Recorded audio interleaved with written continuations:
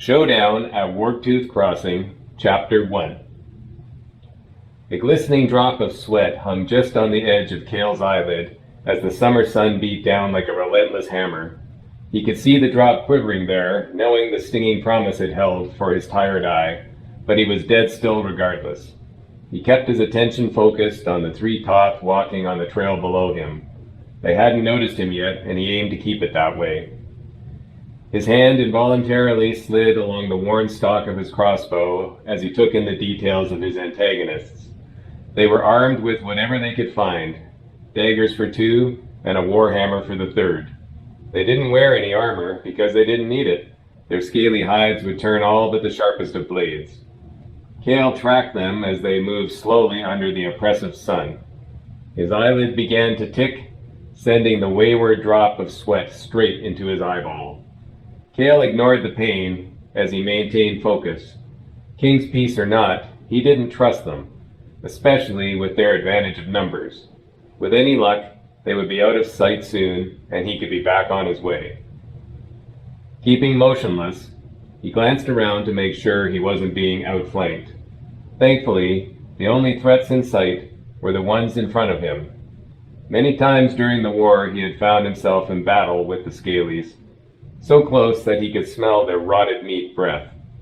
They moved slowly for the most part, but could then lash out with lightning speed.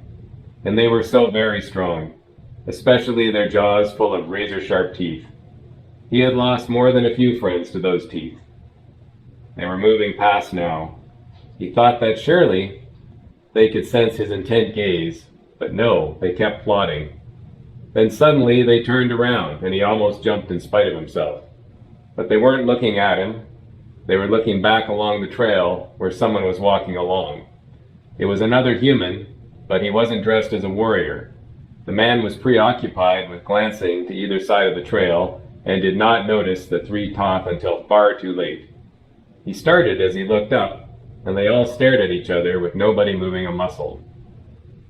Kale watched the drama play out, cursing the man's stupidity for blundering into this situation. Kale thought about escaping back to his horse to leave the man to his fate, but a grim determination played over his features, and part of him perked up in anticipation of the coming fight. Kale checked that his crossbow was properly cocked, then surveyed the situation. Both the Toth and the man were still staring at each other with no one even twitching. It certainly seemed peculiar, given the Toth's advantage in numbers, but Kale wasn't about to wait for them to make the first move. Taking advantage of the lack of motion to get a bead on the Toth nearest to him, Kale squeezed the trigger of his trusted crossbow. He was aiming for the only soft spot in the back hide, the place where the back of the head meets the neck between the two huge corded muscles there. The bolt flew true, embedding itself into the Toth's upper spinal column. The Toth stiffened, then keeled over unmoving. The other two turned and spotted Kale instantly on the rise.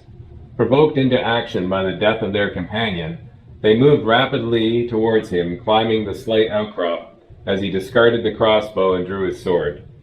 They split up and came at him from the right and the left. He retreated to put a boulder at his back, but had difficulty keeping eyes on both at the same time. He wished he had his horse and lance. That always made short work of Toth infantry. But the war was over, and his horse was back a ways behind the hill.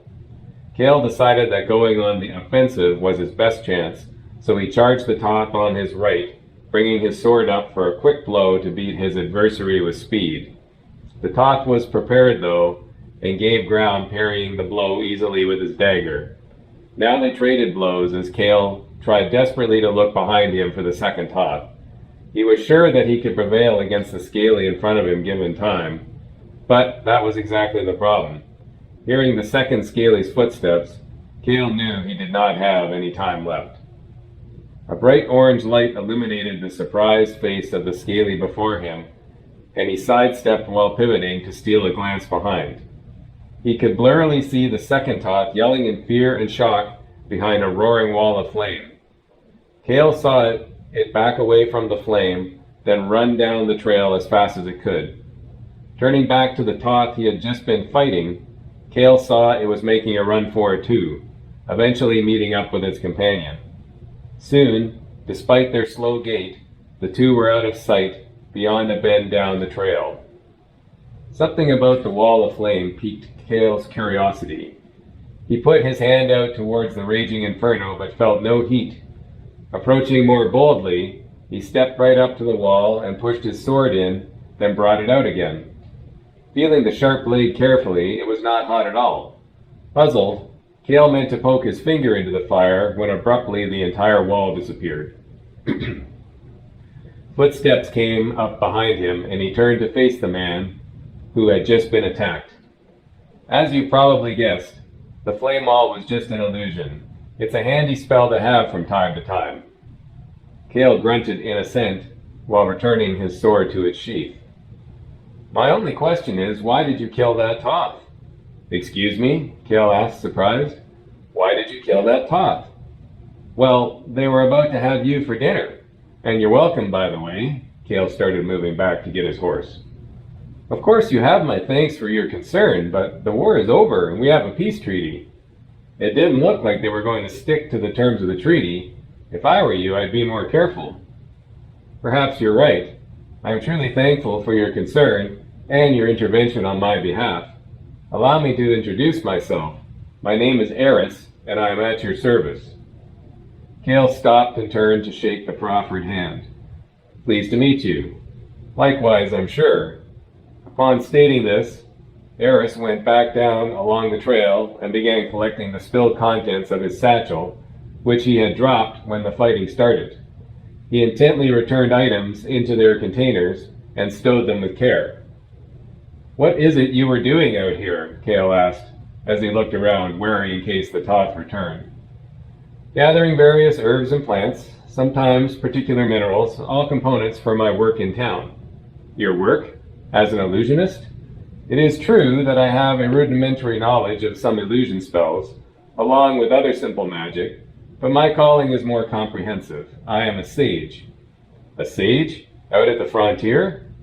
I was pursuing my studies at the Arlon Academy in Lorvar, but I decided after a while to come out here. At that stage in my studies, I felt there was more to learn in the real world. And there is a call for a sage in a tiny frontier town? No, not really. At this point, Eris had finished gathering his components. But my knowledge of herb lore makes me the closest thing in town to an apothecary. There is enough use for that to let me earn my keep. I see. Are you going into town? Yes, I am. Give me a minute to get my horse and I'll go with you in case the Scalies return. A reasonable precaution, Eris said. May I know your name, sir? It is Kale. Kale Ironwood. Kale retrieved his horse and began walking up beside Eris. From the way you fought, I take it you were in the war. Kale nodded. A few wars, actually, but most recently the one Mezencanth fought against the Scalies. How much further is it to town? About 2 miles or thereabouts. Then let us be off, before the Scalies change their mind and come back for their comrade.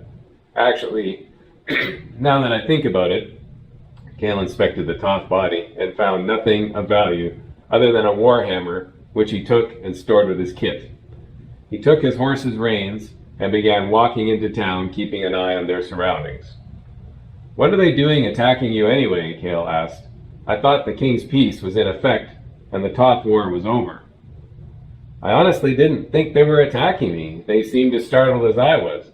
But you would know best with your knowledge of warcraft, Eris replied. This kind of thing usually doesn't happen. The Toth usually keep to their land and we to ours. Besides, Bull usually sends patrols out to make sure. Bull? Yes, Bull Tanith. He's like our mayor and sheriff rolled into one. He does a decent enough job, I guess, of keeping things safe. Of course, this is a frontier town. Bull Tanith. You know him? I served with him during the war. Indeed, he should be pleased to see you then. I suppose so, Kale mused, as he rubbed absently at his ticking eyelid. He kept a scan of the landscape, but there was no sign of pursuit. After some time, he asked, This is the town of Warg-Tooth Crossing that we're going to, right? Oh yes, Eris responded, although town is probably a stretch. Hamlet is more accurate. Good, Kale said. So you're coming to Warg-Tooth Crossing on purpose then? I am. Would you think me rude to inquire as to why? No. I served my time with the King's army and retired as a captain. I'm taking the King's offer of land as my pension. Somewhere up here near the town is my own little farm, or so I've been told. Well, that's good. You're intending to put down your sword and pick up a plow then? I'm not sure how it will all work out, Eris. I suppose I wouldn't mind a bit of peace and quiet at this point.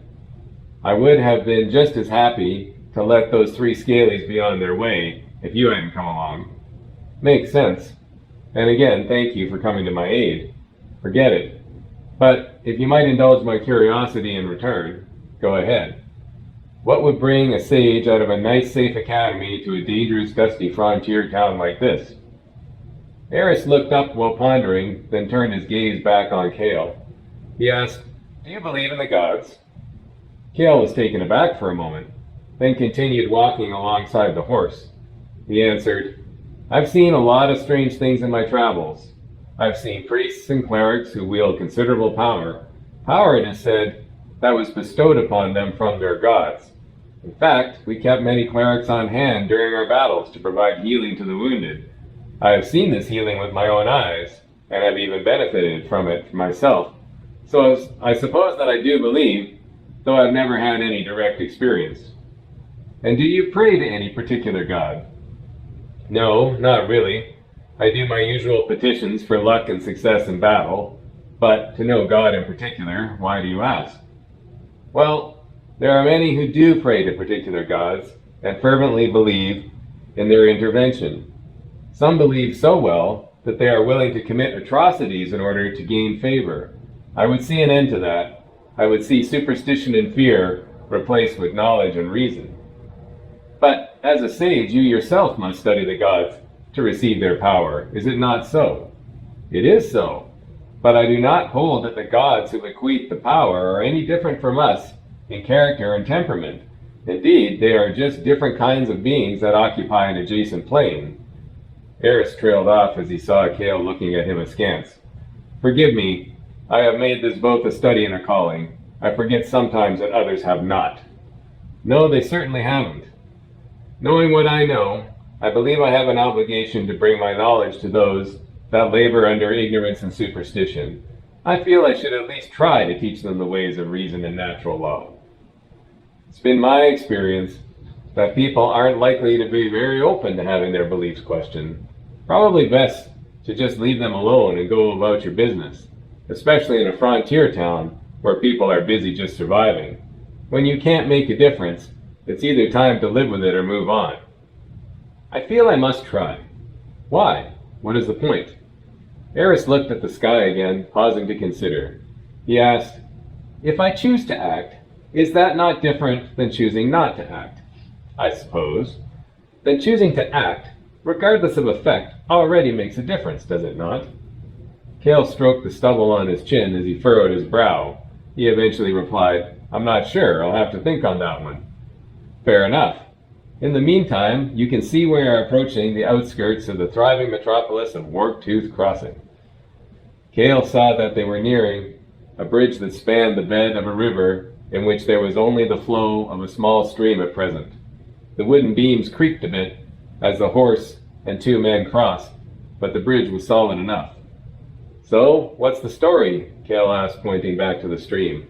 Did someone find a Warg-Tooth where we crossed the river? That is indeed the story, Eris replied. Kale nodded sheepishly while smiling. Okay then, he said. Where would I find the town land office so I can square away the claim to my little spread?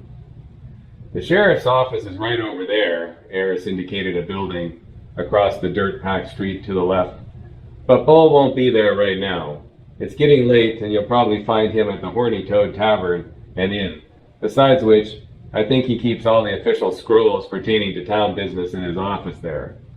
Horny-Toad? I didn't make up the name. You can find lodging there tonight if you like. Of course, you're welcome to stay at my hovel, though all I can offer is a space on the floor. Well, the Horny-Toad it is then. I assume that's it right there. Kale indicated a building with swinging saloon doors in the front. and a large sign overhead depicting a horned lizard with an exaggerated, excited condition. "That's the one," Eris said as he stopped. "Thank you again for your assistance today. You'll find me in a small adobe hut towards the other end of town. If you look for the apothecary sign, you can't miss it. Good luck with your land, Kale, and feel free to call on me any time." With this, Eris shook Kale's hand firmly, then turned to walk away. Kale walked his horse over to the hitching post in front of the tavern and secured it by the watering trough. He pondered the small sage and his strange notions, then dismissed him as just another one of the peculiar things you find on the frontier. The sun was still high in the summer evening, but the din of a crowd could already be heard coming from inside. Kale checked his sword and dagger, then walked towards the swinging doors.